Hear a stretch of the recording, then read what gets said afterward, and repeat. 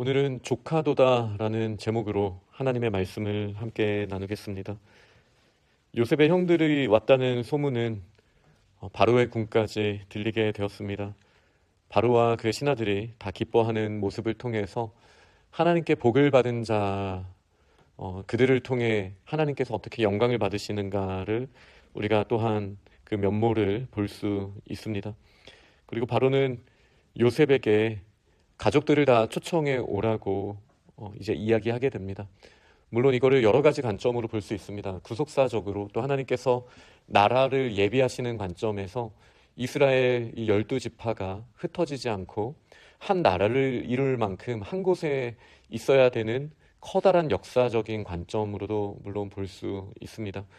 그러나 굉장히 좁게 봤을 때, 미시적으로 봤을 때 이 장면은 또한 이 5년 남은 기근, 그리고 아버지와 함께하게 될 때 이제 척박한 땅에서 우리 왕이신 하나님께서 예비하신, 어떻게 보면 부분적으로 이 말이 좀 어폐가 있어 보이긴 하지만 약속의 땅으로 하나님께서 데리고 오시는 장면을 보여주기도 합니다. 이 두 가지 그림을 겹쳐놓고 우리는 이 본문을 볼 수 있겠습니다.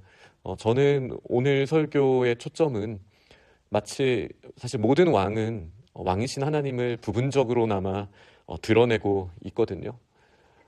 왕께서 이 척박한 땅을 떠나서 이제 우리가 아버지의 은혜 가운데 거할 수 있는 땅을, 좋은 땅을 예비하시고 우리에게 그 여정을 통해서 약속의 땅으로 들어오게 하시는 그런 관점으로 한번 오늘 본문을 봐도 좋겠다라는 생각을 말씀을 준비하면서 하게 되었습니다. 그러면서 이제 명령을 합니다. 이 바로가 요셉을 통해서 한 이 명령은 이제 아버지께서 준비하신, 예비하신 약속의 땅에 들어가기 위한 지금 저희들에게 주시는 명령이라고도 한번 생각해 볼 수 있겠습니다. 먼저는 너희 자녀와 아내를 태우고 아버지를 모셔오라 라고 이야기를 했습니다. 그런데 그 도구로는 애굽 땅에서 수레를 가져다가 모셔오라 라고 지금 명령이 내려졌습니다. 우리가 하나님께서 예비하신 천국 혹은 하나님의 나라, 완전한 약속의 땅을 한번 생각해 보겠습니다. 하나님께서는 우리에게 그곳에 수레를 보내셔서 우리의 가족과 아버지를 모셔오라는 이 사명을 주셨습니다. 이것은 단순하게 육신의 가족만 우리가 생각할 수는 없겠죠.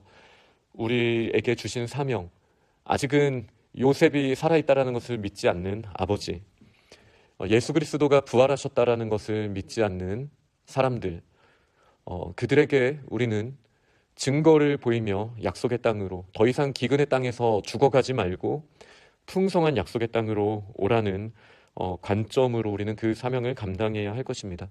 그러나 그 증거가 되는 이 오늘 본문의 뒷부분에 나오는 수레가 큰 증거가 되잖아요. 우리는 증거를 가지고 또 다 데리고 올 수 있는 도구를 가지고 이 일을 감당해야 합니다.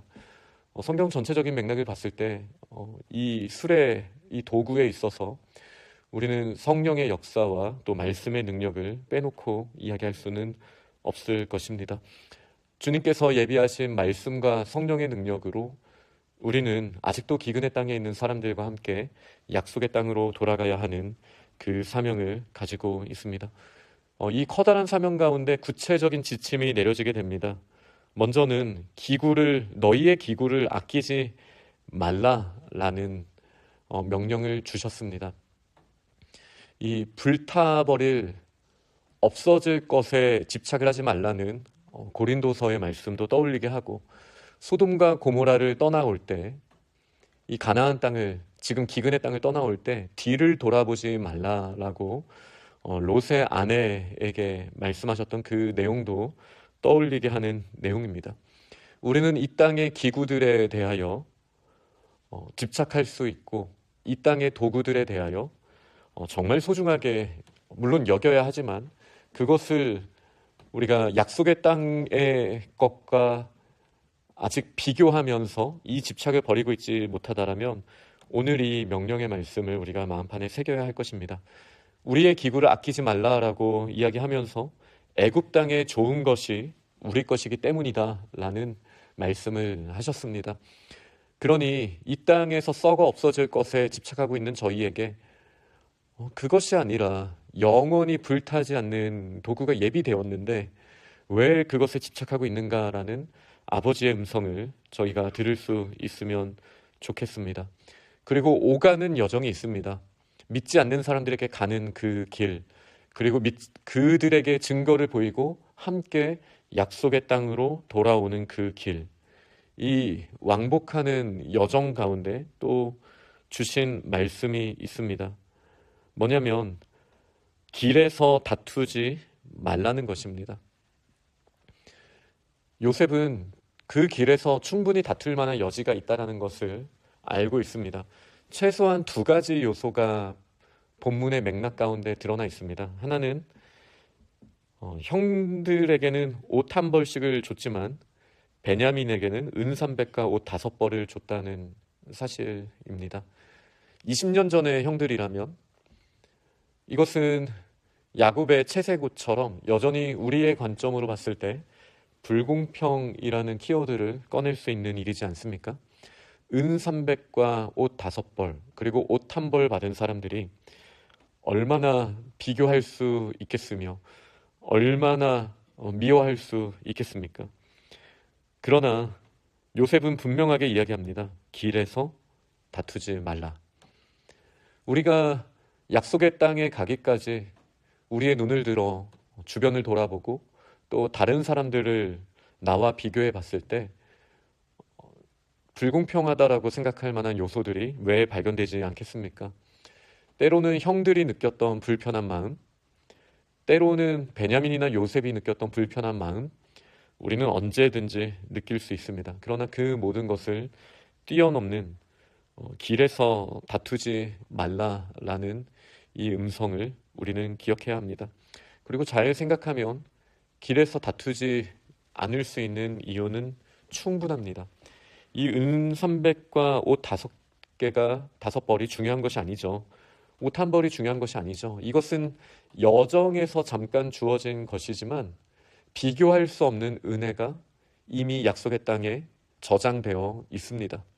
이 여정에서 누가 조금 더 가졌는가는 전혀 중요한 것이 아닙니다. 실제로 우리는 성경 전체를 봤을 때 이 자리에서 주인공을 한 명만 남겨야 된다라면 그런 세상은 아니지만요. 유다를 남겨야 되지 않겠습니까? 근데 유다도 이때 옷 1벌을 받았다라는 것을 우리는 기억해야 합니다. 우리가 가지고 있는 그 순간에 보여지는 비교가 전부가 아니라는 것입니다. 제가 너무 폭넓게 이야기한 것 같지만 한 가지를 기억해야 되는 것이죠. 우리가 가진 것으로 또 지금 주어진 것으로 우리는 다퉈서는 안 됩니다. 그것은 여정 가운데 잠깐 주어진 것이고 닳아 없어질 것이고 누군가가 빼앗아가면 빼앗길 수 있는 것이지만 그 곡식을 하늘에 쌓으라 라고 말씀하신 아버지의 말씀처럼 그러나 우리가 쌓은 게 아니라 요셉이 예비한 것처럼 예수 그리스도를 통해서 이미 주셨고 이미 예비하셨다라면 정말 지금 우리의 눈에 여정에서 보이는 물질이 아니면 우리가 받은 달란트가 정말 우리가 다퉈야 될 이유가 될 수 없음은 분명합니다. 그리고 또 만약 싸우게 된다면 과거의 일이지 않겠습니까? 돌아가면서 그러겠죠. 르우벤이 뭐라 그랬냐? 우리가 이러면 안 된다고 얘기하지 않았냐? 너희가 요셉을 팔아가지고 결국 이렇게 된 거 아니냐? 이렇게 한마디 꺼낼 가능성이 매우 크죠. 유다도 할 말이 있지 않겠습니까? 아니면 형제들 사이에서 나는 안 그러고 싶었는데 네가 먼저 말해서 그러지 않았냐? 라는 말을 충분히 이미 용서받은 상황에서도 사람이라면 또 우리의 경험에 따라 돌아본다면 얼마든지 우리는 이야기할 수 있다라는 것입니다. 그러나 어떤 말을 왕을 통해 또 그 왕의 아들과 같은 요셉이 하고 있습니까? 길에서 다투지 말라는 것입니다. 길입니다. 우리에게 사명이 있고 우리는 다시 돌아갑니다. 그리고 돌아간다라는 것은 영원한 땅, 약속의 땅에 우리가 상상도 할 수 없을 만큼 하늘의 신령한 은혜가 이미 있고 그리고 여정에도 넉넉할 만큼 이 순나기, 암나기에 가득 채워진 물품과 곡식이 이미 주어져 있는데, 그 여정에 있는 것으로도 이미 충분하게 주셨는데, 이 땅에 공중에 나는 새, 들에 피인 백합화보다도 우리를 더 아끼셔서 먹이시고 입히시는 은혜가 이미 족한데, 우리가 이 땅에 있는 세상의 관점으로 과거와 현재의 일로 다툴 일이 아니다라는 것이죠. 나의 과거, 나의 현재, 나의 미래가 아니라 예수 그리스도께서 이미 지불하신 과거, 예수 그리스도와 동행하는 현재, 그리고 예수 그리스도가 예비하신 처소라는 미래, 이 세 가지 측면으로 봤을 때 우리는 믿음, 소망, 사랑, 어느 것 하나 우리가 불평하고 우리가 다툴 일이 없다라는 것을 저는 오늘 본문의 렌즈를 통해 저희에게 보여주신다라고 생각합니다. 그리고 그 여정의 목적의 물리적인 길로는 절반을 다다라서 집에 갑니다. 왜냐하면 왕복이니까요. 편도 목적은 도착했지만 그곳이 우리의 종착지가 아니라 결국은 다시 약속의 땅, 예비된 땅, 그 처소로 돌아와야 되는 것 아니겠습니까? 그 처소로 돌아와야 할 때 야곱의 반응이 어땠습니까? 믿지 않았습니다. 그때 그 수레가 작동하는 것입니다. 누가 보더라도 그 수레는 이 형제들이 준비해서 가져올 수 있는 것이 아닙니다. 이 수레를 봤을 때 야곱이 믿게 되었습니다. 우리가 복음을 전하는 것, 우리가 사명을 감당하는 것도 마찬가지입니다. 우리는 수레를 만들 수 있는 사람이 아닙니다. 그러나 우리에게 수레를 맡기셨고 우리는 그 수레를 드러내서 증거할 수 있는 증인입니다. 우리는 하나님의 말씀과 성령의 능력을 만들어내는 사람이 아닙니다. 그러나 하나님께서 주신 그 은혜를 우리는 드러낼 수 있는 사람입니다. 이야기를 듣고도 믿지 못했던 형들의 이야기를 듣고도 믿지 못했지만 수레를 보고 야곱이 믿게 되었습니다. 그리고 오늘 본문의 제목으로 삼은 조카도다라는 고백을 하게 됩니다. 왜요? 수레에 가득한 물품을 보고 조카다고 말한 겁니까? 아니죠. 야곱의 마음에 있었던 것 하나잖아요. 요셉이 지금까지 살아있으니 조카도다, 이거거든요.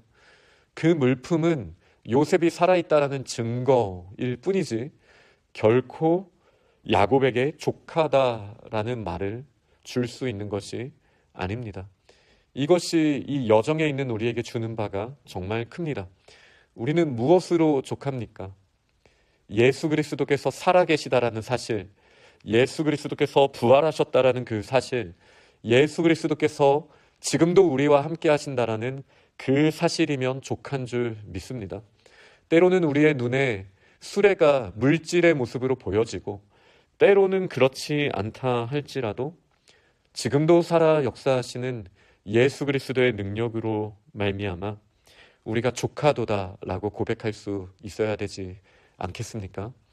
말씀을 맺겠습니다. 애굽을 약속의 땅으로 설정하는 것이 정말 이상하게 느껴질 수 있지만 우리는 출애굽에 익숙하니까요. 애굽을 벗어나야 되고 가나안 땅으로 가야 된다라는 것이 익숙하지만 지금 역사적으로 그 이전의 창세기라는 원형을 봤을 때 우리는 충분히 그렇게 해석할 수 있다라고 생각합니다. 아버지 하나님을 부분적으로 그림자로 보여주는 바로 통치자, 그리고 예수 그리스도의 자리를 보여주고 있는 요셉이 형들과 아버지를 가족과 함께 이곳으로 오라고 수레로 보냈던 이 사명의 길을 우리는 아버지와 아들 그리고 성령의 보내심으로 말미암아 그 여정을 감당하고 있습니다. 과거의 일이 현재의 비교가 우리가 다퉈야 하는 주제가 될 수 없음을 우리가 분명히 할 수 있기를 원합니다. 그러면서도 또한 우리에게 주신 사명, 그 수레를 가지고 맡기신 사명을 감당할 때 살아계신 예수 그리스도가 드러나고 그 예수 그리스도를 보며 조카도다라는 고백을 할 수 있는 우리 믿음의 사람들이 다 되시기를 간절히 축원합니다. 아멘.